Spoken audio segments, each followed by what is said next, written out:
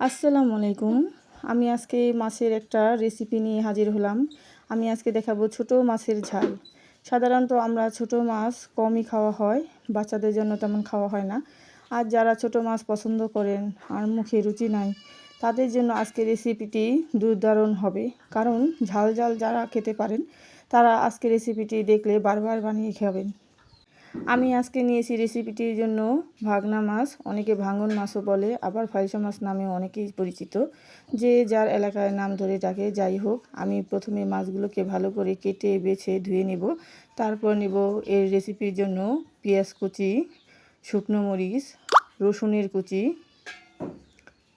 এই 3টি উপকরণ দিয়ে আজকে আমি মাছের রেসিপিটা বানাবো। আর পেঁয়াজ কুচিটা একটু বেশি লাগে, আর মরিচ দিবেন আপনি যেমন খেতে পছন্দ করেন।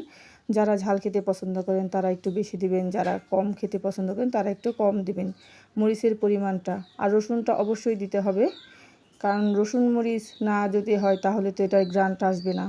আমি ব্লেন্ডারে সব কিছু মিক্স করে দিয়ে দিলাম। তারপর একটু সামান্য পরিমাণে পানি দেব ব্লেন্ডারটা হওয়ার জন্য, তাছাড়া শুকনো শুকনো একদম হয়ে যাবে। তারপর আমি ঢেকে দেব এটা ঢাকনা দিয়ে ঢাকার পরে তারপর আমি ব্লেন্ডার করে নেব। ব্লেন্ডারের সুইচটা অন করে দিলাম। তারপর আস্তে আস্তে মিক্সিং হবে, আর মিক্সিং হতে বেশি সময় লাগে না তেমন একটা। আর আজকে যে রেসিপিটার কথা বলতেছি, আপনারা বাড়িতে ট্রাই করে দেখবেন, আশা করি সবারই ভালো লাগবে। যারা ঝাল প্রেমী, একদম ঝাল পছন্দ করেন খেতে, তাদের জন্য তো একদম বেস্ট। প্রায় হয়ে এসেছে ব্লেন্ডার করা। আর যারা পেঁয়াজটাও কম খেতে চান তাও কম দিতে পারেন, এটা যার যার ইচ্ছা মতো দিতে পারেন। হয়ে গেল ব্লেন্ডার করা শেষ। আমি মরিচের অংশটা একটু বেশি দিয়েছি বলে একটু লাল লাল হয়েছে, এতে আর কোনো কিছুই মেশাবো না। ব্লেন্ডারটা হয়ে গেলে আমি মাছগুলো নিয়ে নিব। মাছে লবণ দিব, হলুদ দিব। হলুদ আর লবণ এই দুইটাই দিব, আর কিছুই দিব না, কারণ ওইখানে তো ব্লেন্ডারে আমার ঝাল আছেই, এই জন্য আমি মরিচ কিছুই মেশাবো না। তারপর ভালো করে মিশিয়ে নিলাম মাছটা।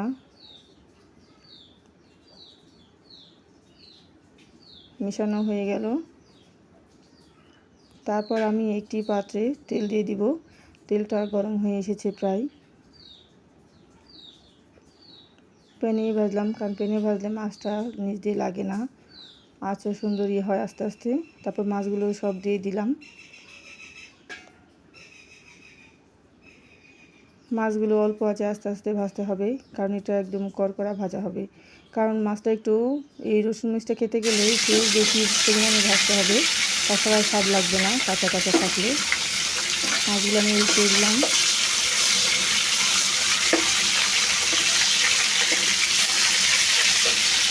সব উল্টে দিলাম মাছ। আস্তে আস্তে আঁচে হোক, যাতে নিচ দিয়ে নানা দিকে চালাতে হবে। মাছটা প্রায় ভাজা শেষ পর্যায়ে হয়ে গেছে। একটু কড়া করেই ভেজে নিলাম, একটু কড়া করে ভাজতে হয়।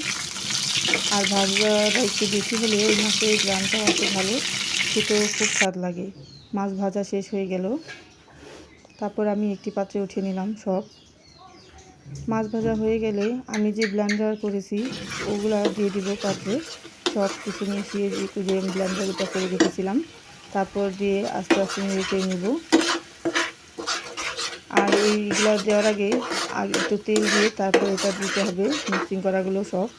তারপর ভালোভাবে নেড়ে চেড়ে একটু সামান্য পরিমাণে পানি দিতে হবে। তারপর অল্প আছে আস্তে আস্তে যখন আপনার ঝোলটা ঘন হয়ে আসবে তখন মাছগুলো দিয়ে দিব।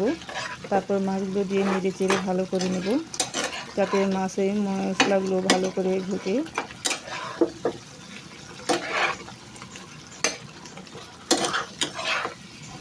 প্রায় হয়ে এসেছে,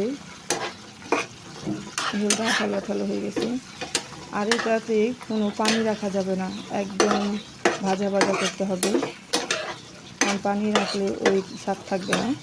যত ভাজা ভাজা হবে তত এই মাছেরটার ফ্লেভারটা বের হবে। আর আমার রান্নার রেসিপিগুলো আপনাদের কাছে কেমন লাগে অবশ্যই আমাকে লাইক কমেন্ট করে জানাবেন। আর আপনাদের কাছে একটাই অনুরোধ, আমার পুরো ভিডিওটা দেখে নেবেন, একটু স্কিপ করবেন না।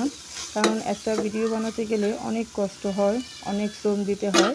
যদি তখন আপনারা পুরো ভিডিওটা দেখেন তখনই আমাদের একটা ভিডিও বানানো সার্থক হবে। আশা করি আপনারা বুঝতে পেরেছেন।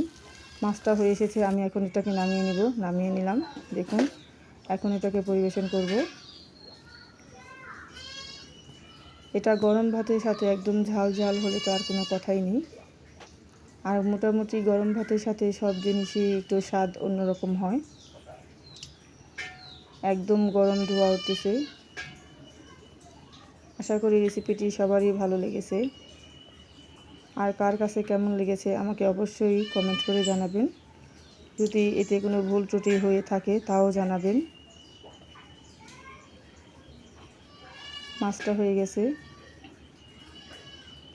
সবাই ভালো থাকবেন, সুস্থ থাকবেন। আর আশা করি আমার ভিডিওগুলো আপনাদের কাছেও ভালো লাগে। আর এইভাবে আমার পাশে থাকবেন। সবাইকে অসংখ্য ধন্যবাদ। আসসালামু আলাইকুম।